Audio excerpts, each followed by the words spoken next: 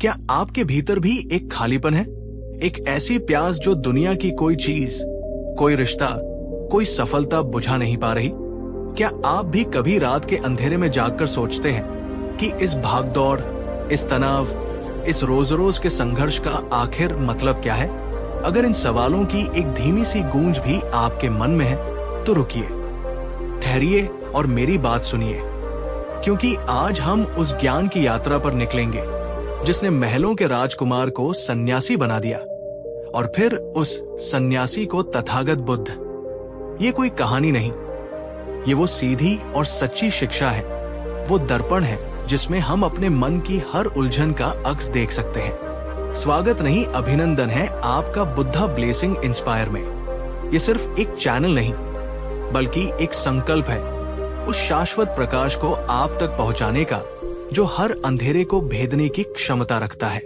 आज से लगभग 2500 साल पहले एक व्यक्ति ने इसी सवाल से अपनी यात्रा शुरू की थी। उन्होंने देखा कि जन्म में पीड़ा है, बूढ़ा होने में पीड़ा है, बीमार होने में पीड़ा है और मृत्यु तो पीड़ा का चरम है। उन्होंने देखा कि जो हमें पसंद नहीं उसके साथ रहना पीड़ा है और जो हमें प्रिय है उससे बिछड़ना भी पीड़ा है और सबसे बढ़कर जो हम चाहते हैं उसका न मिलना भी पीड़ा है। उन्होंने इस सार्वभौमिक अनुभव को एक नाम दिया, दुख। ये दुख कोई निराशावादी शब्द नहीं है बल्कि जीवन की एक गहरी और ईमानदार स्वीकृति है। ये वो पहला कदम है जो हमें सच्चाई की ओर ले जाता है। जब तक हम ये स्वीकार नहीं करते कि हमारे जीवन में असंतोष है, एक बेचैनी है, तब तक हम उससे बाहर निकलने का मार्ग खोज ही नहीं सकते। बुद्ध ने हमें शिकायत करना नहीं बल्कि जागना सिखाया। उन्होंने कहा, देखो, जीवन की प्रकृति में ही दुख समाया हुआ है, ठीक वैसे ही जैसे सागर के पानी में खारापन। अब सवाल ये नहीं है कि जीवन में दुख क्यों है, सवाल ये है कि इसका कारण क्या है और क्या इससे मुक्ति का कोई उपाय है। यहीं से बुद्ध की दूसरी महान खोज शुरू होती है जो दुख के कारण को उजागर करती है। उन्होंने अपनी गहरी समाधि में देखा कि हमारे सारे दुखों की जड़ एक ही है, तृष्णा। ये तृष्णा यानी एक कभी न बुझने वाली प्यास, एक अंधी इच्छा, एक आसक्ति। ये 3 स्तरों पर काम करती है। पहली है काम तृष्णा, यानी इंद्रियों के सुखों के पीछे भागना। हमें अच्छा भोजन चाहिए, सुंदर वस्त्र चाहिए, आरामदायक जीवन चाहिए। इसमें कुछ गलत नहीं है, लेकिन जब ये एक अंधी दौड़ बन जाती है, जब हमें लगता है कि बस एक और चीज मिल जाए तो हम खुश हो जाएंगे, तो ये दुख का कारण बनती है। क्योंकि इंद्रियों का सुख हमेशा अस्थायी होता है। आज जो भोजन स्वादिष्ट लग रहा है, कल वही अरुचिकर हो सकता है। आज जो सफलता खुशी दे रही है, कल वो खालीपन में बदल सकती है। हम एक सुख से दूसरे सुख की ओर भागते रहते हैं, पर प्यास कभी नहीं बुझती। दूसरी है भवतृष्णा, यानी बने रहने की इच्छा, अस्तित्व में रहने की चाह। हम चाहते हैं कि हम हमेशा रहें, हमारी पहचान बनी रहे, हमारा नाम हो, हमारा प्रभाव हो। हम मैं और मेरा के एक किले में खुद को कैद कर लेते हैं। मेरा घर, मेरा परिवार, मेरे विचार, मेरी सफलता। और जब भी इस मेरे पर कोई आंच आती है तो हमें असहनीय पीड़ा होती है। हम इस झूठे मैं को बचाने के लिए पूरी जिंदगी लड़ते रहते हैं, जबकि बुद्ध की दृष्टि में ये मैं भी एक भ्रम है, विचारों और भावनाओं का एक अस्थायी जमघट मात्र। तीसरी और सबसे सूक्ष्म है विभवतृष्णा, यानी न होने की इच्छा, मिट जाने की चाह। जब जीवन में दुख बहुत बढ़ जाता है, जब हम असफल होते हैं, तो हमारे मन में ये ख्याल आता है कि काश ये सब खत्म हो जाए, काश मैं ही खत्म हो जाऊं। ये भी तृष्णा का ही एक रूप है, एक तरह का पलायन है। ये समस्या का सामना नहीं बल्कि उससे मुंह मोड़ना है। तो बुद्ध ने हमें दिखाया कि हम या तो चीजों के पीछे भागकर दुखी होते हैं, या फिर उन्हें कसकर पकड़े रहकर दुखी होते हैं, या उनसे दूर भागकर दुखी होते हैं। जड़ है हमारी पकड़, हमारी आसक्ति, हमारी अंधी प्यास। ये जानकर हताश होने की आवश्यकता नहीं है, क्योंकि जहां रोग है और रोग का कारण है, वहां रोग का इलाज भी संभव है। और यही बुद्ध की तीसरी और सबसे क्रांतिकारी शिक्षा है, जो आशा की किरण बनकर आती है। उन्होंने कहा, दुख निरोध संभव है। इस तृष्णा को, इस अंधी प्यास को पूरी तरह से बुझाया जा सकता है, और जब ये प्यास बुझ जाती है तो जो अवस्था प्रकट होती है उसे निर्वाण कहते हैं। निर्वाण कोई स्वर्ग नहीं है जहां मृत्यु के बाद जाना है। निर्वाण का अर्थ है बुझ जाना, ठीक वैसे ही जैसे एक दिया बुझ जाता है। किस चीज का बुझ जाना? राग की आग का, द्वेष की आग का और मोह अज्ञान की आग का बुझ जाना। ये एक ऐसी अवस्था है जिसे इसी जीवन में यहीं और अभी पाया जा सकता है। ये परम शांति की, परम मुक्ति की, परम आनंद की अवस्था है जो बाहरी परिस्थितियों पर निर्भर नहीं करती। ये वो अवस्था है जहां मन शांत, स्थिर और पूरी तरह से स्वतंत्र हो जाता है। ये सुनकर हमारे मन में स्वाभाविक रूप से ये प्रश्न उठता है कि ये होगा कैसे? उस मार्ग पर चले कैसे जो दुख के निरोध तक, निर्वाण तक ले जाता है? इसके जवाब में बुद्ध ने हमें कोई कर्मकांड या आंख बंद करके मानने वाली कोई आस्था नहीं दी। उन्होंने हमें एक व्यावहारिक, वैज्ञानिक और अनुभव पर आधारित मार्ग दिया, जिसे आर्य अष्टांगिक मार्ग कहते हैं। ये 8 अंगों वाला एक ऐसा रास्ता है जिस पर कोई भी, किसी भी जाति, धर्म या देश का व्यक्ति चलकर अपनी मंजिल पा सकता है। ये जीवन जीने की एक कला है जो हमारे हर कर्म, हर वचन और हर विचार को रूपांतरित कर देती है। इस मार्ग का पहला कदम है सम्यक दृष्टि, यानी सही समझ।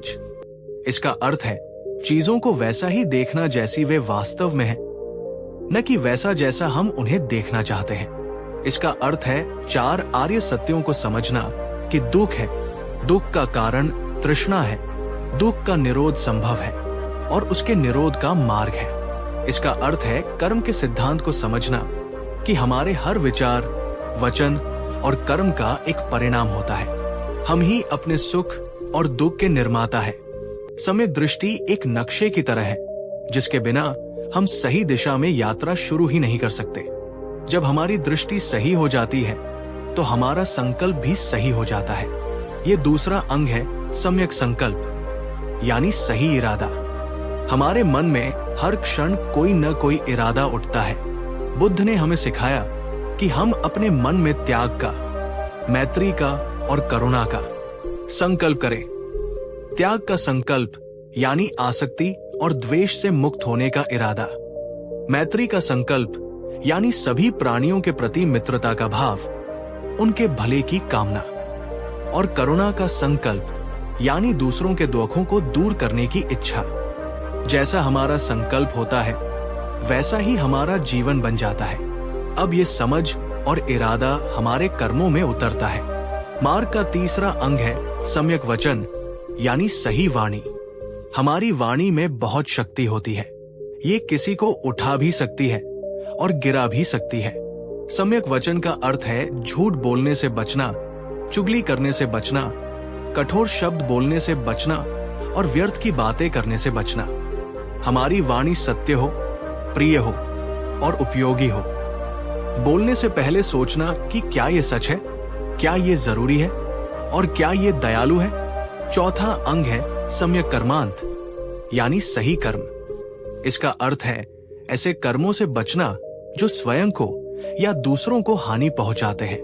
इसमें मुख्य रूप से 5 बातें आती हैं: हिंसा न करना, चोरी न करना, व्यभिचार न करना, झूठ न बोलना, जो वचन में भी आ गया है, और नशे का सेवन न करना। ये सिर्फ नियम नहीं है, बल्कि ये हमारे मन को शांत और स्थिर रखने के आधार है। जब हमारे कर्म शुद्ध होते हैं तो हमें अपराध बोध या भय नहीं सताता। 5वां अंग है सम्यक आजीविका, यानी सही तरीके से अपनी रोजी रोटी कमाना। हमें अपनी आजीविका ऐसे काम से कमानी चाहिए जिससे किसी भी प्राणी को हानि न पहुंचती हो, जैसे कि हथियारों का व्यापार, प्राणियों का व्यापार, मांस का व्यापार, विष का व्यापार या नशीले पदार्थों का व्यापार। ये सब गलत आजीविका है। जब हमारी आजीविका शुद्ध होती है तो हमारा मन भी निर्मल रहता है। ये 3 अंग, सही वचन, सही कर्म और सही आजीविका हमारे बाहरी आचरण को सुधारते हैं, जिसे शील कहते हैं। लेकिन बुद्ध जानते थे कि बाहरी सुधार तब तक स्थायी नहीं हो सकता जब तक कि मन को न साधा जाए। इसलिए मार्ग के अगले 3 अंग मन को साधने के लिए हैं, जिसे समाधि कहते हैं। छठा अंग है सम्यक व्यायाम, यानी सही प्रयास। ये 4 प्रकार का प्रयास है। पहला, अपने मन में बुरे और अकुशल विचारों को आने से रोकने का प्रयास। दूसरा, जो बुरे विचार आ चुके हैं उन्हें निकाल बाहर करने का प्रयास। तीसरा, अपने मन में अच्छे और कुशल विचारों को उत्पन्न करने का प्रयास। और चौथा, जो अच्छे विचार आ चुके हैं उन्हें बनाए रखने और विकसित करने का प्रयास। ये अपने मन का माली बनने जैसा है, जहां हम खरपतवार को हटाते हैं और सुंदर फूलों को उगाते हैं। 7वां और इस मार्ग के सबसे महत्वपूर्ण अंगों में से एक है सम्यक स्मृति, यानी सही सजगता या माइंडफुलनेस। इसका अर्थ है अपने शरीर, अपनी संवेदनाओं, अपने मन और अपने विचारों के प्रति पल पल जागरूक रहना, बिना किसी राग या द्वेष के। अपनी आती जाती सांस के प्रति सजग रहना।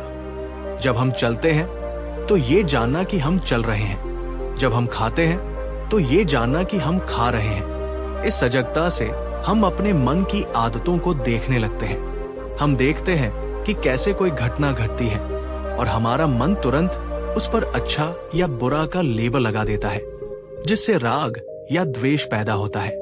जब हम इस प्रक्रिया को बस देखना शुरू कर देते हैं तो हम इसके गुलाम नहीं रहते। हम वर्तमान क्षण में जीना सीख जाते हैं, जो कि एकमात्र वास्तविक क्षण है। और 8वां अंग है सम्यक समाधि, यानी सही एकाग्रता। जब हम सही प्रयास और सही सजगता का अभ्यास करते हैं तो हमारा मन स्वाभाविक रूप से शांत और एकाग्र होने लगता है। ये मन की वो अवस्था है जहां वह सारे भटकावों से मुक्त होकर एक ही विषय पर टिक जाता है।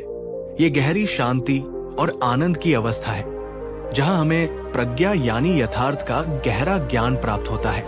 ये है वो पूरा मार्ग। ये कोई एक दिन का काम नहीं, बल्कि जीवन भर का अभ्यास है। ये अपने ऊपर स्वयं काम करने का रास्ता है। बुद्ध ने कभी नहीं कहा कि मैं तुम्हें मुक्ति दूंगा। उन्होंने कहा अप दीपो भव, यानी अपना दीपक स्वयं बनो। मैंने तुम्हें रास्ता दिखा दिया है, पर चलना तुम्हें स्वयं पड़ेगा। उनकी शिक्षा किसी भगवान पर निर्भरता की शिक्षा नहीं है। ये आत्मनिर्भरता, आत्म जागरूकता और आत्म मुक्ति की शिक्षा है। ये हमें सिखाती है कि हमारी खुशी या दुख की चाबी किसी और के हाथ में नहीं, बल्कि हमारे अपने मन में है। जब हम अपने मन को साधना सीख जाते हैं तो हम बाहरी परिस्थितियों के गुलाम नहीं रहते, हम उनके स्वामी बन जाते हैं। तो अगली बार जब जीवन आपको नीचे गिराए, जब दिल टूटे या कोई सपना बिखरे, तो उसे अंत मत समझिए। बुद्ध की दृष्टि से देखिए, ये एक अवसर है। ये देखने का अवसर है कि आसक्ति कैसे दुख देती है। ये सजग होने का अवसर है। ये करुणा को जन्म देने का अवसर है। आपका हर दुख, हर चुनौती आपको इस मार्ग पर और गहराई से चलने के लिए प्रेरित कर सकती है। ये ज्ञान किसी किताब में बंद होने के लिए नहीं है। ये जीने के लिए है, अनुभव करने के लिए है। अगर इन शब्दों ने, बुद्ध के इस शाश्वत ज्ञान ने आपके मन को छुआ है, अगर आपको इसमें अपने किसी सवाल का जवाब मिला है, तो इस प्रकाश को अपने तक सीमित मत रखिए। इस शांति के दिए को आगे भी जलाएं। इस संदेश को उन लोगों तक पहुंचाएं, शेयर करें, जिन्हें शायद आज इसकी सबसे ज्यादा जरूरत है। अगर आप इस मार्ग से सहमत हैं, तो इसे अपना समर्थन दें, लाइक करें।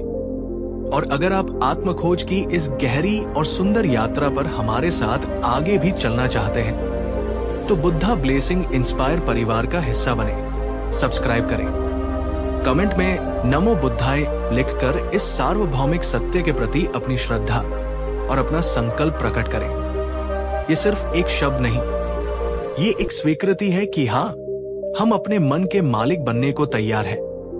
हम अपने जीवन को एक नई दिशा देने को तैयार हैं। याद रखिए, आप कमजोर नहीं हैं। आपके भीतर असीम शांति और शक्ति का सागर छिपा है।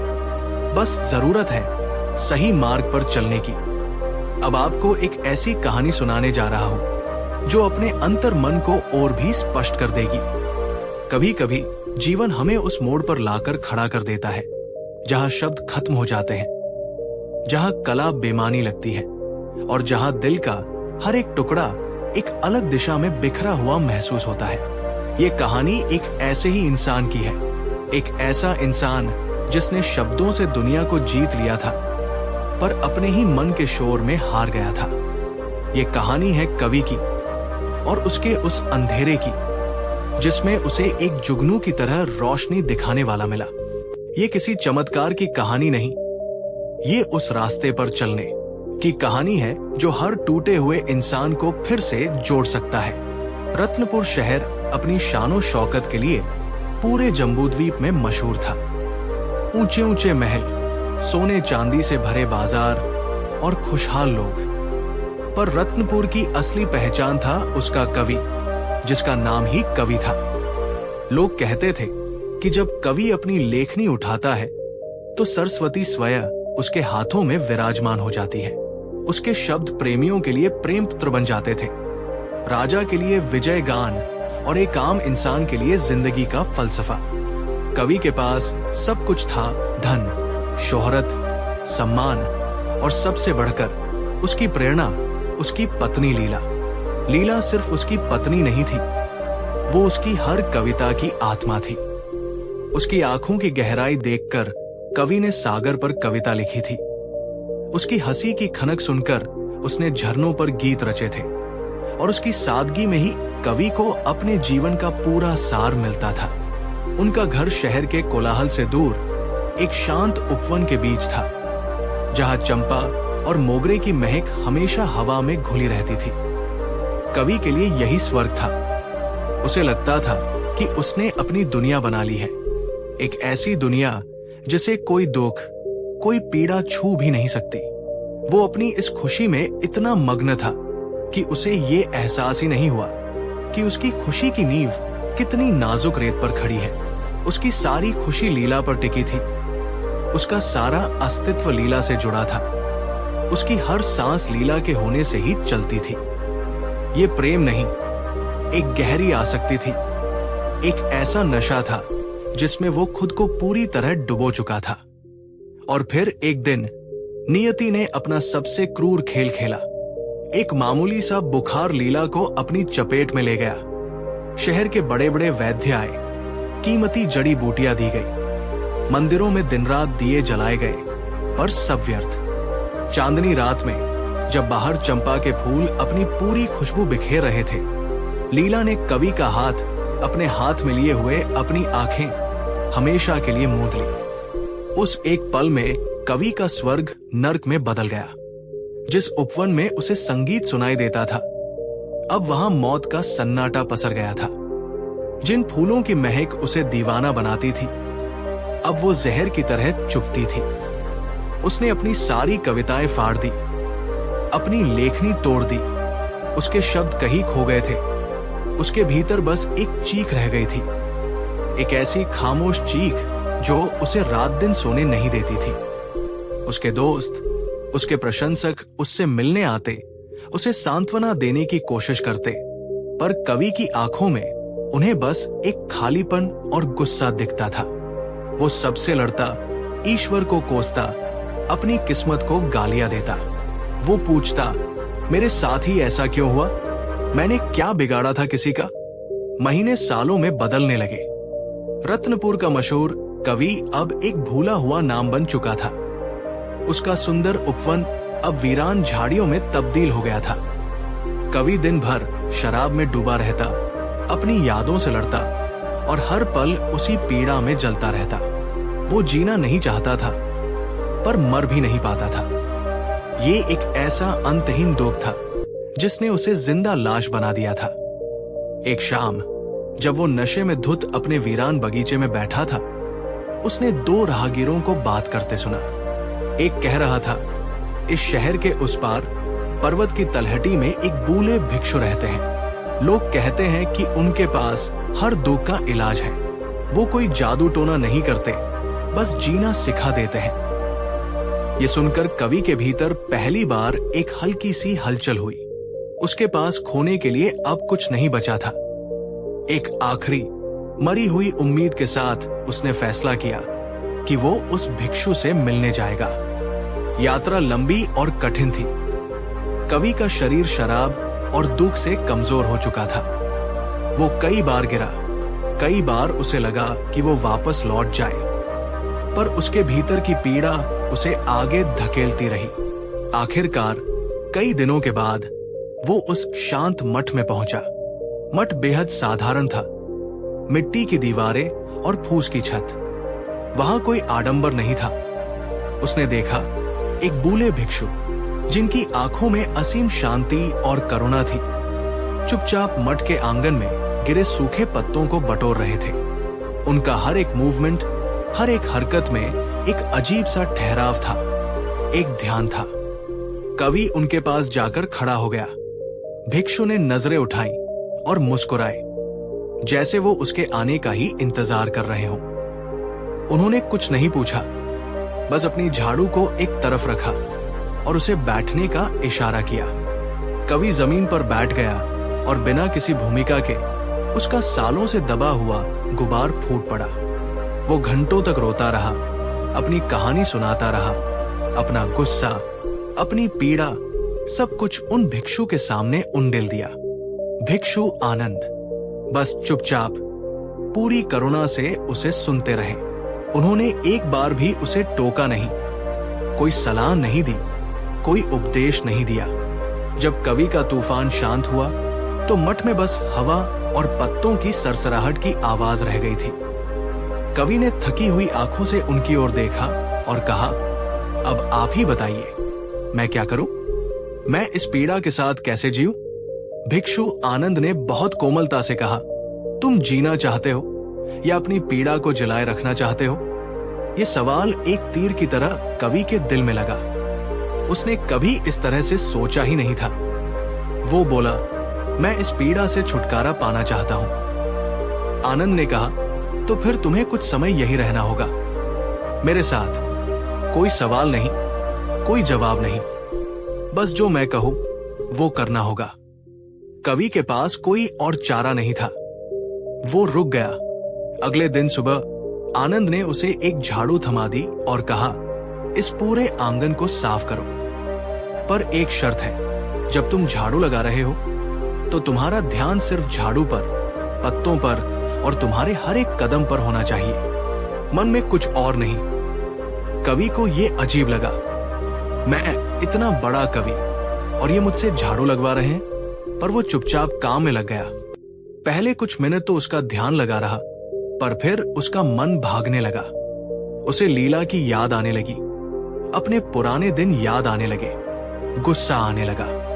वो पत्तों पर नहीं, अपनी यादों पर झाड़ू चला रहा था। शाम को जब आनंद ने उससे पूछा, आज क्या देखा? तो कवि ने कहा, कुछ नहीं, बस पत्ते। आनंद मुस्कुराए और बोले, कल फिर से कोशिश करना। ये सिलसिला हफ्तों तक चलता रहा। कवि हर रोज झाड़ू लगाता और हर रोज उसका मन अतीत और भविष्य में भटकता रहता।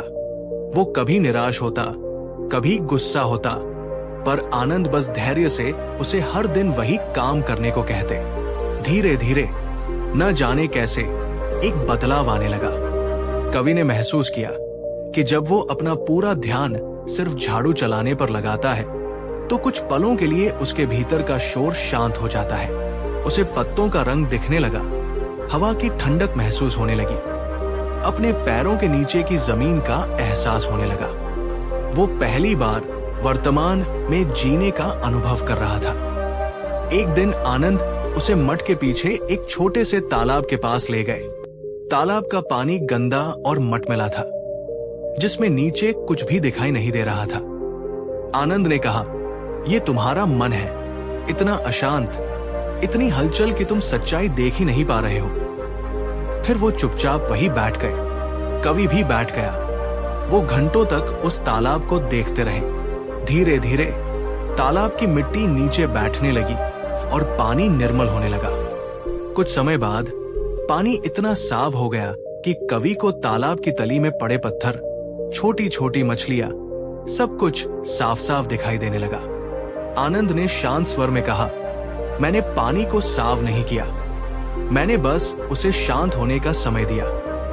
तुम्हारा मन भी ऐसा ही है, तुम उससे लड़ते हो, उसे दबाने की कोशिश करते हो, इसीलिए वो और अशांत हो जाता है। उसे लड़ो मत, बस देखो, अपने विचारों को, अपनी भावनाओं को, अपनी पीड़ा को आते और जाते हुए देखो, जैसे तुम आकाश में बादलों को देखते हो।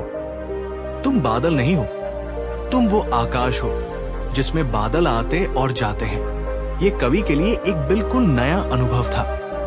आनंद ने उसे अपनी सांसों पर ध्यान लगाना सिखाया। आती हुई सांस को जानना, जाती हुई सांस को जानना। जब भी मन भटके उसे वापस धीरे से सांस पर ले आना। ये अभ्यास करते हुए कवि ने पहली बार अपने भीतर चल रहे तूफान को एक साक्षी की तरह देखना शुरू किया। उसने देखा कि लीला की याद आती है और उसके साथ एक गहरी उदासी की लहर उठती है। शरीर में एक दर्द सा महसूस होता है और फिर कुछ देर बाद वो लहर चली जाती है। उसने देखा कि गुस्से का एक बुलबुला उठता है, पूरे मन को घेर लेता है और फिर फूट जाता है।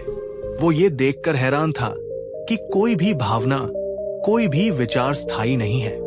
सब कुछ अनित्य है, सब कुछ बदल रहा है, ठीक उन पत्तों की तरह जिन्हें वो हर रोज बटोरता था, जो कभी हरे थे, फिर पीले हुए और अब सूखे। उसे अपनी पीड़ा का असली कारण समझ आने लगा। दुख लीला के जाने से नहीं था, दुख लीला के हमेशा मेरे साथ रहने की इच्छा, उस पकड़, उस आसक्ति के टूटने से था। उसने जीवन की बहती हुई नदी को बांधकर रखने की कोशिश की थी और जब नदी अपने स्वाभाविक प्रवाह से आगे बढ़ गई तो उसे पीड़ा हुई। उसे पहली बार समझ आया कि वो लीला से प्रेम तो करता था, पर उस प्रेम में गहरा स्वार्थ और अधिकार का भाव था। एक दिन वो बगीचे में काम कर रहा था। उसने एक सुंदर गुलाब के फूल को देखा जो पूरी तरह से खिला हुआ था। उसकी सुंदरता देखकर उसके मन में प्रशंसा का भाव जागा। वो उसे तोड़ने के लिए आगे बढ़ा ताकि उसे अपने पास रख सके, पर तभी वो रुक गया। उसे आनंद की बातें याद आई। उसने उस फूल को तोड़ा नहीं, वो बस वही बैठकर उसकी सुंदरता को निहारता रहा। उसने देखा कि कैसे सूरज की रोशनी उस पर पड़ रही है, कैसे एक तितली उसका रस चूस रही है। शाम को जब वो वापस आया तो वो फूल थोड़ा मुरझा गया था। अगले दिन वो पंखुड़ी पंखुड़ी होकर झड़ने लगा, पर कवि को दुख नहीं हुआ। उसने उस फूल की पूरी यात्रा को देखा था, उसके खिलने को, उसकी सुंदरता को और उसके मुरझाकर गिर जाने को। उसने जीवन के पूरे चक्र को उस एक फूल में देख लिया था। उस दिन वो आनंद के पास गया और उसके पैरों में गिर गया। उसकी आंखों में आंसू थे, पर ये पीड़ा के नहीं, कृतज्ञता के आंसू थे। उसने कहा, मैं समझ गया, मैं अब तक हर चीज को पकड़ना चाहता था, उसे अपना बनाना चाहता था।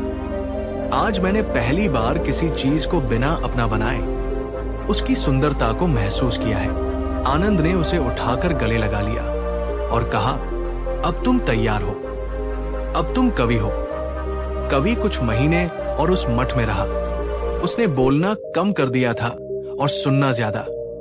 उसकी आंखों में अब खालीपन नहीं, बल्कि एक गहरी शांति थी। एक दिन उसने सालों बाद फिर से लेखनी उठाई, पर इस बार उसने लीला की सुंदरता या अपने प्रेम के बारे में नहीं लिखा। उसने उस सूखे पत्ते के बारे में लिखा जिसने उसे अनित्यता का पाठ पढ़ाया था। उसने उस मटमैले तालाब के बारे में लिखा जिसने उसे मन की शांति का रहस्य बताया था। उसने अपनी आती जाती सांस पर कविता लिखी। उसके शब्दों में अब जुनून की आग नहीं, बल्कि करुणा की शीतलता थी। कुछ समय बाद वो भिक्षु आनंद से आज्ञा लेकर वापस रत्नपुर लौटा। लोग उसे देखकर हैरान रह गए। ये वो पुराना, अहंकारी और दुखी कवि नहीं था। ये एक शांत, सौम्य और मुस्कुराता हुआ इंसान था। वो अपने उसी वीरान पड़े उपवन में लौटा और अपने हाथों से उसे साफ करने लगा। उसने फिर से फूल लगाए, पर इस बार उन्हें तोड़ने के लिए नहीं, बल्कि उन्हें खिलते और झड़ते हुए देखने के लिए। उसकी नई कविताएं लोगों तक पहुंची। शुरुआत में लोग हैरान हुए, क्योंकि उनमें वो पुराना वाला रस नहीं था। पर जो भी उन कविताओं को गहरे में पढ़ता, उसे अपने ही मन का प्रतिबिंब दिखाई देता। उसकी कविताएं अब मनोरंजन नहीं, मरहम बन गई थी। जो लोग अपने जीवन में किसी न किसी दुख से गुजर रहे थे, उन्हें कवि के शब्दों में एक सहारा मिलता, एक रास्ता दिखाई देता। अब वो महफिलों में कविता सुनाने नहीं जाता था। लोग खुद चलकर उसके शांत उपवन में आते थे। वो बस उनके साथ बैठता, उनकी सुनता और कभी कभी अपनी कोई कविता सुना देता। उसने कभी किसी को उपदेश नहीं दिया, उसने बस वो रास्ता दिखाया जिस पर वो खुद चला था। उसने लोगों को अपने दुख से लड़ना नहीं, उसे समझना सिखाया। उसने अपना जीवन इसी तरह शांति और सेवा में बिता दिया। उसने फिर कभी ये नहीं कहा कि मैं सुखी हूं, क्योंकि वो समझ गया था कि सुख और दुख एक ही सिक्के के दो पहलू हैं, जो आते जाते रहते हैं। इसके बजाय उसने अपने भीतर उस शांति को पा लिया था, जो सुख और दुख दोनों से परे थी। वो उस आकाश की तरह बन गया था, जिसमें अनगिनत बादल आए और चले गए, पर आकाश हमेशा वैसा ही निर्मल और शांत बना रहा। उसकी कहानी रत्नपुर में हमेशा के लिए अमर हो गई। एक ऐसे कवि की कहानी जिसने अपने सबसे बड़े दुख में ही जीवन का सबसे बड़ा सत्य पा लिया था। वक्ता शांत आवाज में, ये कहानी सिर्फ कवि की नहीं है, ये हम सब की है। हम सब अपने अपने दुखों को, अपनी अपनी आसक्तियों को पकड़कर बैठे हैं। अगर इस कहानी ने आपके मन के किसी तार को छुआ है, तो इसे आगे बढ़ाइए, शेयर कीजिए। क्या पता आपका एक कदम किसी और कवि को उसके आनंद तक ले जाए। इस प्रयास को अपना स्नेह दे, लाइक करें। और अगर आप भी अपने मन के तालाब को शांत करना चाहते हैं, तो बुद्धा ब्लेसिंग इंस्पायर के इस सफर में हमारे साथ जुड़े। सब्सक्राइब करें, कमेंट में नमो बुद्धाय लिखकर इस शांति के मार्ग के प्रति अपना सम्मान व्यक्त करें।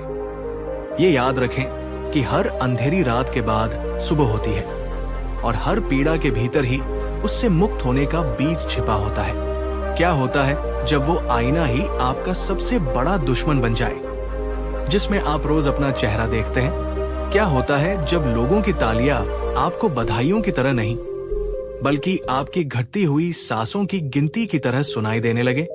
और क्या होता है जब आप उस शिखर पर खड़े हों, जहां पूरी दुनिया आपके कदमों में है, पर आपको सिर्फ नीचे की खाई दिखाई दे? ये कहानी उस शिखर पर खड़ी एक ऐसी ही स्त्री की है, एक ऐसी नर्तकी जिसके घुंघरुओं की झंकार से साम्राज्य थम जाते थे, पर वो अपने ही मन के सन्नाटे में कैद थी। ये कहानी है उस मुखौटे के टूटने की और उसके पीछे छिपे असली चेहरे को खोजने की। वैशाली उस समय के सबसे समृद्ध और कलात्मक गणराज्यों में से एक, और वैशाली की सबसे कीमती निधि थी एलारा। लोग उसे वैशाली की आत्मा कहते थे। जब रात के दिए जलते और राजसभा सजती, तो सबकी आंखें बस एक ही दरवाजे पर टिकी होती थी, जहां से एलारा प्रवेश करती थी। वो सिर्फ एक नर्तकी नहीं थी, वो एक सपना थी, एक कविता थी जो शरीर के रूप में ढल गई थी। उसका हर एक घुमाव, उसकी हर एक अदा, उसकी आंखों का हर एक इशारा लोगों के दिलों में तूफान ला देता था। बड़े बड़े सेठ, वीर योद्धा और ज्ञानी कवि सब उसके पैरों में अपनी दौलत और अपना दिल बिछाने को तैयार रहते थे। एलारा का जीवन एक सोने का महल था। उसके पास रेशम के वस्त्र थे, मोतियों की लड़ियां थी और नौकर चाकरों की एक पूरी फौज थी। पर जब रात को महफिल खत्म होती, जब तालियों का शोर थम जाता और वो अपने थाली शानदार कक्ष में लौटती, तो ये सोने का महल उसे एक पिंजरे की तरह लगता था। वो आईने के सामने खड़ी होती, अपना भारी श्रृंगार उतारती और उस स्त्री को देखती जिसे वो खुद भी नहीं पहचानती थी। उसे अपनी मुस्कान झूठी लगती, अपनी अदाएं उधार की लगती। उसे लगता जैसे एलारा एक किरदार है जिसे वो रोज रात को जीती है, और जब पर्दा गिरता है तो पीछे कुछ नहीं बचता, सिर्फ एक गहरा अथाह ठालीपन। उसका सबसे बड़ा डर था समय। वो जानती थी कि उसकी कला, उसकी पहचान, उसकी पूरी दुनिया, उसकी सुंदरता और उसकी जवानी पर टिकी है, और ये दोनों ही चीजें रेत की तरह थी जो मुट्ठी में बंद करने की जितनी कोशिश करो उतनी ही तेजी से फिसलती जाती है।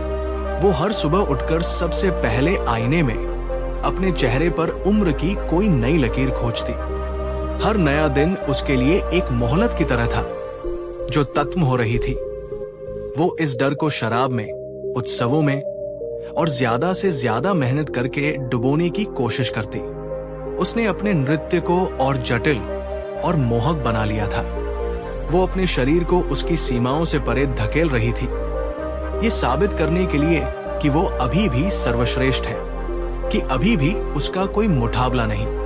और फिर एक दिन वो हुआ जिसका उसे हमेशा से डर था। राजसभा में एक नई युवा नर्तकी आई जिसका नाम लीला था। लीला में एलारा जैसी परिपक्वता या गहराई नहीं थी, पर उसमें जवानी की एक ताजगी थी, एक अल्हड़पन था जो लोगों को आकर्षित कर रहा था। पहली बार जब एलारा नृत्य कर रही थी तो उसने देखा कि कुछ लोगों की नजरें उस पर नहीं बल्कि कोने में बैठी लीला पर थी। उस एक पल में एलारा के पैरों के नीचे से जमीन खिसक गई। तालियों का शोर उसे अब अपनी हार के नगाड़ों की तरह लग रहा था। उस दिन के बाद एलारा की दुनिया बिखरने लगी। उसका डर अब एक हकीकत बन चुका था। वो और ज्यादा असुरक्षित और ज्यादा ईर्ष्यालु हो गई। वो लीला को नीचा दिखाने का कोई मौका नहीं छोड़ती, पर उसकी हर कोशिश उसे खुद ही और छोटा बना रही थी। उसके नृत्य में अब वो सहजता और आनंद नहीं बल्कि एक हताशा, एक प्रतिस्पर्धा की कड़वाहट दिखने लगी थी। दर्शक जो कभी उसकी कला के दीवाने थे अब उसकी इस कड़वाहट को महसूस करने लगे थे। धीरे धीरे उसकी महफिलें छोटी होने लगी और लीला की प्रसिद्धि बढ़ने लगी। एक रात एक विशेष उत्सव में एलारा ने अपनी पूरी जान लगाकर नृत्य किया।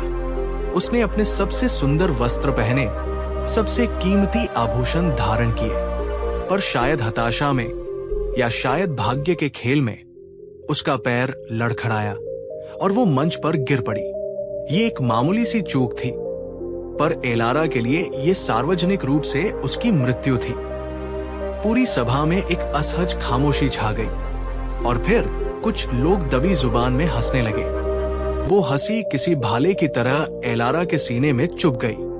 वो उठी नहीं, वो बस वही पड़ी रही, अपनी इज्जत को, अपनी पहचान को टुकड़े टुकड़े होते हुए महसूस करती रही। उसे नहीं पता कि वो वहां से कैसे भागी।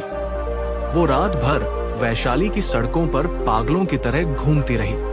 उसके कीमती वस्त्र धूल में संग गए थे, उसके बाल बिखरे हुए थे। आज पहली बार उसे किसी ने पहचाना नहीं। आज वो वैशाली की आत्मा नहीं, बस एक टूटी हुई अकेली स्त्री थी। भटकते भटकते सुबह की पहली किरण के साथ वो शहर के बाहरी छोर पर बने एक शांत और साधारण से भिक्षुणी विहार ननरी के दरवाजे पर पहुंची। उसने अपनी पूरी जिंदगी में ऐसी जगह कभी नहीं देखी थी। यहाँ कोई शानो शौकत नहीं थी, बस मिट्टी की दीवारें और एक गहरी शांति थी। वो थककर वही दरवाजे की सीढ़ियों पर बैठ गई और रोने लगी। कुछ देर बाद दरवाजा खुला और एक वृद्ध भिक्षुणी बाहर निकली। वो आंखों से गौतम बुद्ध ने हजारों टूटे हुए लोगों को जोड़ा। 6ठी शताब्दी ईसा पूर्व का भारतवर्ष एक ऐसे भीषण दौर से गुजर रहा था जहां हिंसा और अशांति का तांडव चहों ओर व्याप्त था। समाज जाति पाति के बंधनों में जकड़ा हुआ था और कुछ विशिष्ट समुदायों के लोग जन्म आधारित श्रेष्ठता के दम में अन्य लोगों का शोषण करते थे।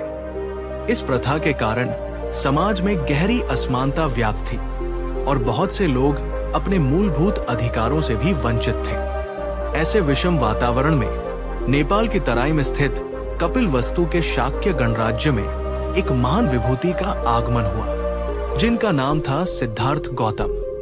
यही सिद्धार्थ आगे चलकर गौतम बुद्ध के नाम से विख्यात हुए और उन्होंने न केवल आध्यात्मिक क्रांति की, बल्कि एक सामाजिक क्रांति को भी जन्म दिया, जिसने हजारों टूटे और बिखरे हुए हृदयों को करुणा और प्रज्ञा के सूत्र में पिरो दिया।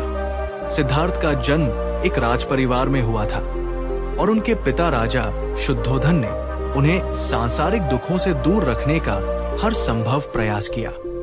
लेकिन देवयोग से उन्होंने एक वृद्ध, एक रोगी, एक मृत शरीर और एक शांत तपस्वी को देख लिया, जिसने उनके मन को संसार की नश्वरता और दुखों के प्रति झकझोर दिया। उन्होंने महसूस किया कि हर व्यक्ति जन्म, बुढ़ापे, बीमारी और मृत्यु के चक्र में फंसा हुआ है। इसी दुख से मुक्ति का मार्ग खोजने के लिए 29 वर्ष की आयु में उन्होंने अपनी पत्नी यशोधरा और नवजात पुत्र राहुल को सोता हुआ छोड़कर गृह त्याग कर दिया। ये घटना महाभिनिष्क्रमण कहलाई।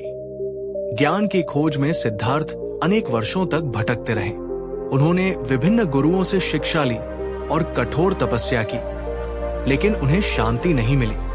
अंततः गया में निरंजना नदी के तट पर एक पीपल के वृक्ष के नीचे ध्यान लगाते हुए उन्हें बोधि ज्ञान की प्राप्ति हुई। वे सिद्धार्थ से बुद्ध बन गए, जिसका अर्थ है जागृत व्यक्ति। उन्हें 4 आर्य सत्यों का ज्ञान हुआ। दुख है, दुख का कारण है, दुख का निरोध है और दुख निरोध का मार्ग है।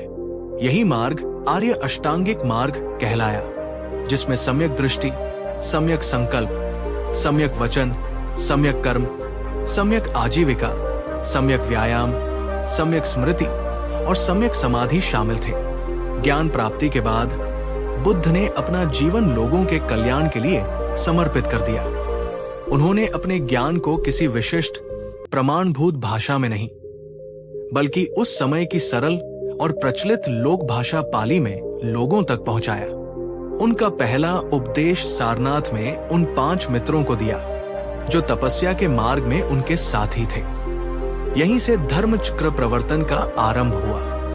बुद्ध ने लोगों को मध्यम मार्ग का उपदेश दिया, जिसमें न तो अत्यधिक भोगविलास हो और न ही कठोर आत्मदमन।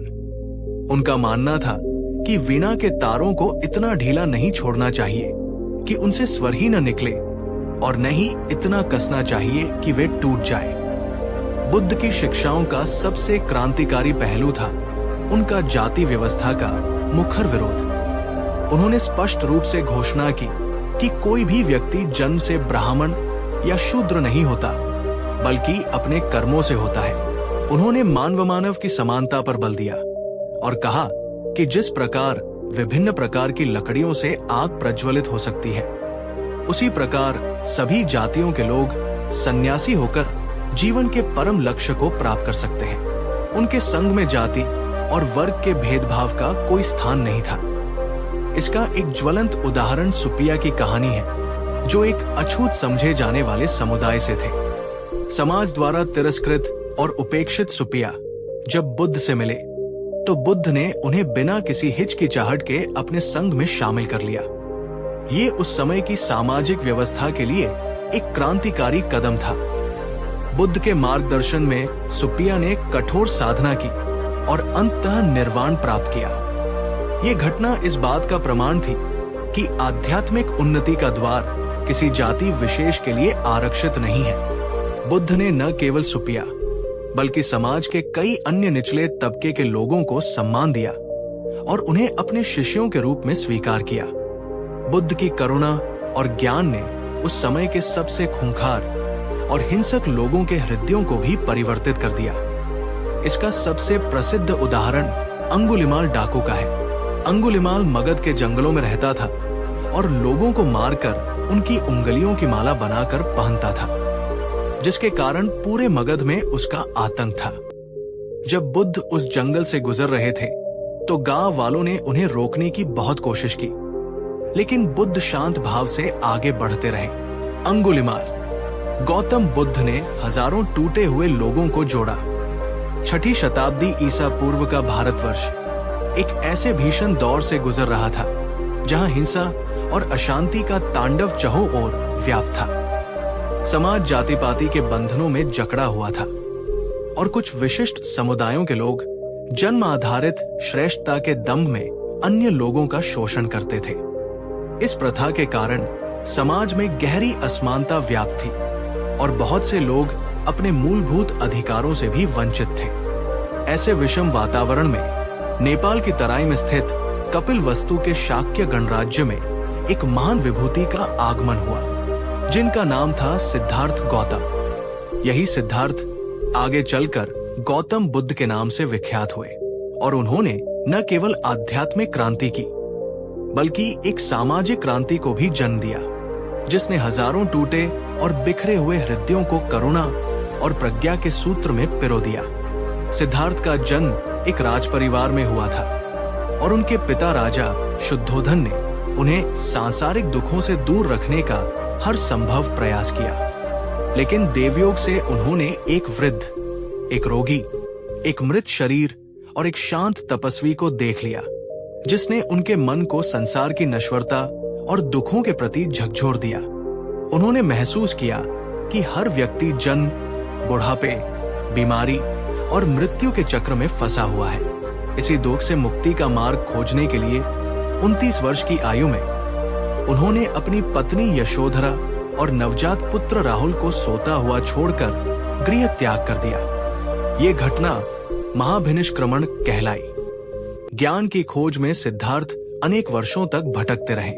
उन्होंने विभिन्न गुरुओं से शिक्षा ली और कठोर तपस्या की, लेकिन उन्हें शांति नहीं मिली। अंततः गया में निरंजना नदी के तट पर एक पीपल के वृक्ष के नीचे ध्यान लगाते हुए उन्हें बोधि ज्ञान की प्राप्ति हुई। वे सिद्धार्थ से बुद्ध बन गए, जिसका अर्थ है जागृत व्यक्ति। उन्हें 4 आर्य सत्यों का ज्ञान हुआ। दुख है, दुख का कारण है, दुख का निरोध है और दुख निरोध का मार्ग है। यही मार्ग आर्य अष्टांगिक मार्ग कहलाया, जिसमें सम्यक दृष्टि, सम्यक संकल्प, सम्यक वचन, सम्यक कर्म, सम्यक आजीविका, सम्यक व्यायाम, सम्यक स्मृति और सम्यक समाधि शामिल थे। ज्ञान प्राप्ति के बाद बुद्ध ने अपना जीवन लोगों के कल्याण के लिए समर्पित कर दिया। उन्होंने अपने ज्ञान को किसी विशिष्ट प्रमाणभूत भाषा में नहीं, बल्कि उस समय की सरल और प्रचलित लोक भाषा पाली में लोगों तक पहुंचाया।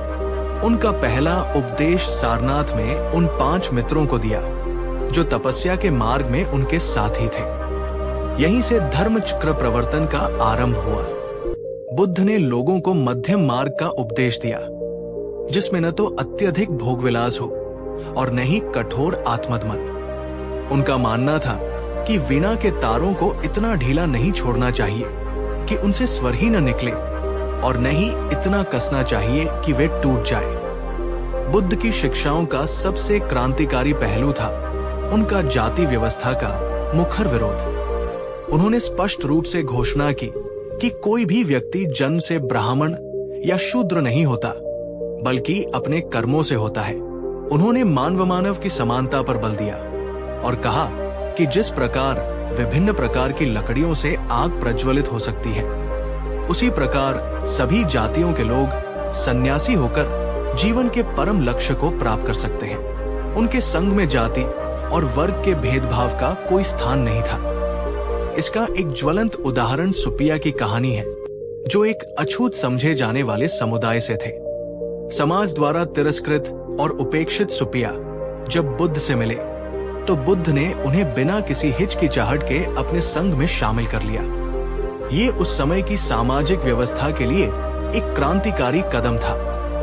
बुद्ध के मार्गदर्शन में सुपिया ने कठोर साधना की और अंततः निर्वाण प्राप्त किया। ये घटना इस बात का प्रमाण थी कि आध्यात्मिक उन्नति का द्वार किसी जाति विशेष के लिए आरक्षित नहीं है। बुद्ध ने न केवल सुपिया बल्कि समाज के कई अन्य निचले तबके के लोगों को सम्मान दिया और उन्हें अपने शिष्यों के रूप में स्वीकार किया। बुद्ध की करुणा और ज्ञान ने उस समय के सबसे खूंखार और हिंसक लोगों के हृदयों को भी परिवर्तित कर दिया। इसका सबसे प्रसिद्ध उदाहरण अंगुलिमाल डाकू का है। अंगुलिमाल मगध के जंगलों में रहता था और लोगों को मारकर उनकी उंगलियों की माला बनाकर पहनता था, जिसके कारण पूरे मगध में उसका आतंक था। जब बुद्ध उस जंगल से गुजर रहे थे तो गांव वालों ने उन्हें रोकने की बहुत कोशिश की, लेकिन बुद्ध शांत भाव से आगे बढ़ते रहे। अंगुलिमाल ने जब बुद्ध को देखा तो उन्हें मारने के लिए दौड़ा, पर बुद्ध के चेहरे पर भय का कोई चिन्ह नहीं था। बुद्ध ने शांत और मधुर स्वर में कहा, मैं तो ठहर गया, भला तू कब ठहरेगा? बुद्ध के इन शब्दों और उनकी अभय मुद्रा ने अंगुलिमाल को अंदर तक हिला दिया। बुद्ध ने उसे समझाया कि जिस चीज को वो जोड़ नहीं सकता, उसे तोड़ने का अधिकार भी उसे नहीं है। ये सुनकर अंगुलिमाल को आत्मग्लानि हुई और वो बुद्ध के चरणों में गिर पड़ा। बुद्ध ने उसे क्षमा कर अपना शिष्य बना लिया और वही अंगुलिमाल आगे चलकर एक महान साधु बना। इसी प्रकार वैशाली की प्रसिद्ध नगरवधु आम्रपाली, जो अपने सौंदर्य और धन के लिए विख्यात थी, बुद्ध की शिक्षाओं से इतनी प्रभावित हुई कि उसने अपना घृणित जीवन त्याग कर भिक्षुणी बनने का निर्णय लिया। आम्रपाली ने बुद्ध और उनके शिष्यों को भोजन के लिए आमंत्रित किया, जिसे बुद्ध ने सहर्ष स्वीकार कर लिया। जब उनके कुछ शिष्यों ने इस पर आपत्ति जताई तो बुद्ध ने उन्हें समझाया कि आम्रपाली पश्चाताप की अग्नि में जलकर निर्मल हो चुकी है और उसने उस धन को तुच्छ मानकर त्याग दिया है, जिसे पाने के लिए लोग कुछ भी करते हैं। बुद्ध की बातों को सुनकर शिष्यों को अपनी भूल का एहसास हुआ। आम्रपाली ने बाद में अपना आम्रकानन बौद्ध संघ को दान कर दिया और एक सामान्य भिक्षुणी का जीवन व्यतीत किया। इस घटना के बाद ही बुद्ध ने स्त्रियों को भी संघ में प्रवेश की अनुमति दी, जो उस समय के समाज में एक और महत्वपूर्ण सुधार था। बुद्ध ने अपने जीवन के 45 वर्ष लगातार घूम घूम कर लोगों को उपदेश देते हुए बिताए। उन्होंने लोगों को सिखाया कि घृणा को घृणा से नहीं, बल्कि प्रेम से ही समाप्त किया जा सकता है। उन्होंने यज्ञों में होने वाली पशुबलि की कड़ी निंदा की और अहिंसा पर अत्यधिक जोर दिया। उनकी शिक्षाएं सरल, तर्कपूर्ण और जीवन के प्रति व्यावहारिक थी, जो आम जनता को आसानी से समझ में आती थी। उन्होंने लोगों को बताया कि खुशी और आनंद हमारे भीतर ही है, लेकिन हम उसे बाहरी चीजों और दूसरे लोगों में खोजते रहते हैं। उन्होंने समझाया कि जीवन में सब कुछ परिवर्तनशील है और किसी भी चीज से अत्यधिक जुड़ाव दुख का कारण बनता है। बुद्ध ने केवल उपदेश ही नहीं दिए, बल्कि उन्होंने लोगों के दिलों को जोड़ा। उन्होंने समाज के सबसे उपेक्षित और तिरस्कृत लोगों को गले लगाया, उन्हें सम्मान और समानता का अधिकार दिया। उन्होंने क्रूर डाकुओं और पथभ्रष्ट व्यक्तियों को करुणा का मार्ग दिखाया। उन्होंने जाति, वर्ग और लिंग के आधार पर होने वाले भेदभाव को समाप्त करने के लिए एक मजबूत आधार तैयार किया। उनके संग में राजा और रंक, ब्राह्मण और शूद्र, पुरुष और स्त्री सभी को समान दर्जा प्राप्त था। ये एक ऐसा सामाजिक समरसता का अभूतपूर्व उदाहरण था, जिसने हजारों टूटे हुए, निराश और बिखरे हुए लोगों को एक नई आशा, एक नया आत्मविश्वास और जीवन का एक नया अर्थ प्रदान किया। बुद्ध के करुणा और प्रज्ञा के संदेश ने न केवल भारत में, बल्कि पूरे विश्व में लाखों लोगों के जीवन को आलोकित किया और आज भी कर रहा है। उन्होंने वास्तव में हजारों टूटे हुए हृदयों को जोड़कर एक ऐसे समाज की नींव रखी जो समानता, करुणा और मैत्री पर आधारित था। ने जब बुद्ध को देखा तो उन्हें मारने के लिए दौड़ा, पर बुद्ध के चेहरे पर भय का कोई चिन्ह नहीं था। बुद्ध ने शांत और मधुर स्वर में कहा, मैं तो ठहर गया, भला तू कब ठहरेगा? बुद्ध के इन शब्दों और उनकी अभय मुद्रा ने अंगुलिमाल को अंदर तक हिला दिया। बुद्ध ने उसे समझाया कि जिस चीज को वो जोड़ नहीं सकता, उसे तोड़ने का अधिकार भी उसे नहीं है। ये सुनकर अंगुलिमाल को आत्मग्लानि हुई और वो बुद्ध के चरणों में गिर पड़ा। बुद्ध ने उसे क्षमा कर अपना शिष्य बना लिया और वही अंगुलिमाल आगे चलकर एक महान साधु बना। इसी प्रकार वैशाली की प्रसिद्ध नगरवधु आम्रपाली, जो अपने सौंदर्य और धन के लिए विख्यात थी। बुद्ध की शिक्षाओं से इतनी प्रभावित हुई कि उसने अपना घृणित जीवन त्याग कर भिक्षुणी बनने का निर्णय लिया। आम्रपाली ने बुद्ध और उनके शिष्यों को भोजन के लिए आमंत्रित किया, जिसे बुद्ध ने सहर्ष स्वीकार कर लिया। जब उनके कुछ शिष्यों ने इस पर आपत्ति जताई तो बुद्ध ने उन्हें समझाया कि आम्रपाली पश्चाताप की अग्नि में जलकर निर्मल हो चुकी है और उसने उस धन को तुच्छ मानकर त्याग दिया है, जिसे पाने के लिए लोग कुछ भी करते हैं। बुद्ध की बातों को सुनकर शिष्यों को अपनी भूल का एहसास हुआ। आम्रपाली ने बाद में अपना आम्रकानन बौद्ध संघ को दान कर दिया और एक सामान्य भिक्षुणी का जीवन व्यतीत किया। इस घटना के बाद ही बुद्ध ने स्त्रियों को भी संघ में प्रवेश की अनुमति दी, जो उस समय के समाज में एक और महत्वपूर्ण सुधार था। बुद्ध ने अपने जीवन के 45 वर्ष लगातार घूम घूम कर लोगों को उपदेश देते हुए बिताए। उन्होंने लोगों को सिखाया कि घृणा को घृणा से नहीं बल्कि प्रेम से ही समाप्त किया जा सकता है। उन्होंने यज्ञों में होने वाली पशुबलि की कड़ी निंदा की और अहिंसा पर अत्यधिक जोर दिया। उनकी शिक्षाएं सरल, तर्कपूर्ण और जीवन के प्रति व्यावहारिक थी, जो आम जनता को आसानी से समझ में आती थी। उन्होंने लोगों को बताया कि खुशी और आनंद हमारे भीतर ही है, लेकिन हम उसे बाहरी चीजों और दूसरे लोगों में खोजते रहते हैं। उन्होंने समझाया कि जीवन में सब कुछ परिवर्तनशील है और किसी भी चीज से अत्यधिक जुड़ाव दुख का कारण बनता है। बुद्ध ने केवल उपदेश ही नहीं दिए, बल्कि उन्होंने लोगों के दिलों को जोड़ा। उन्होंने समाज के सबसे उपेक्षित और तिरस्कृत लोगों को गले लगाया, उन्हें सम्मान और समानता का अधिकार दिया। उन्होंने क्रूर डाकुओं और पथभ्रष्ट व्यक्तियों को करुणा का मार्ग दिखाया। उन्होंने जाति, वर्ग और लिंग के आधार पर होने वाले भेदभाव को समाप्त करने के लिए एक मजबूत आधार तैयार किया।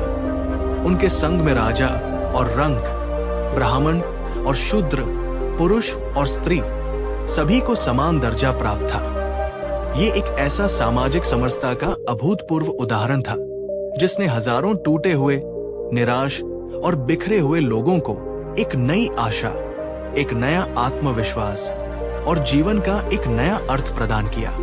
बुद्ध के करुणा और प्रज्ञा के संदेश ने न केवल भारत में बल्कि पूरे विश्व में लाखों लोगों के जीवन को आलोकित किया और आज भी कर रहा है। उन्होंने वास्तव में हजारों टूटे हुए हृदयों को जोड़कर एक ऐसे समाज की नींव रखी जो समानता, करुणा और मैत्री पर आधारित था।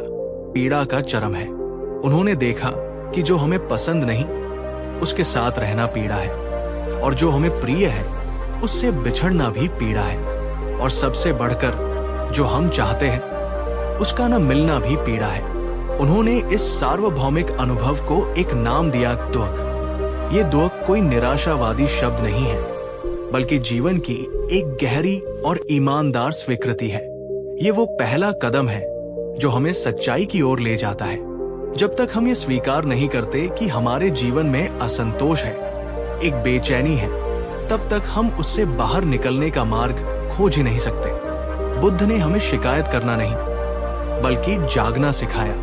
उन्होंने कहा, देखो, जीवन की प्रकृति में ही दुख समाया हुआ है, ठीक वैसे ही जैसे सागर के पानी में खारापन।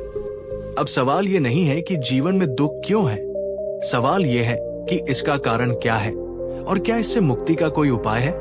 यहीं से बुद्ध की दूसरी महान खोज शुरू होती है, जो दुख के कारण को उजागर करती है। उन्होंने अपनी गहरी समाधि में देखा कि हमारे सारे दुखों की जड़ एक ही है, तृष्णा।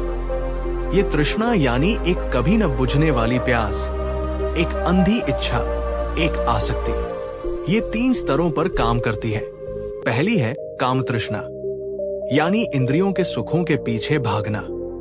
हमें अच्छा भोजन चाहिए, सुंदर वस्त्र चाहिए, आरामदायक जीवन चाहिए। इसमें कुछ गलत नहीं है, लेकिन जब ये एक अंधी दौड़ बन जाती है, जब हमें लगता है कि बस एक और चीज मिल जाए तो हम खुश हो जाएंगे, तो ये दुख का कारण बनती है, क्योंकि इंद्रियों का सुख हमेशा अस्थायी होता है।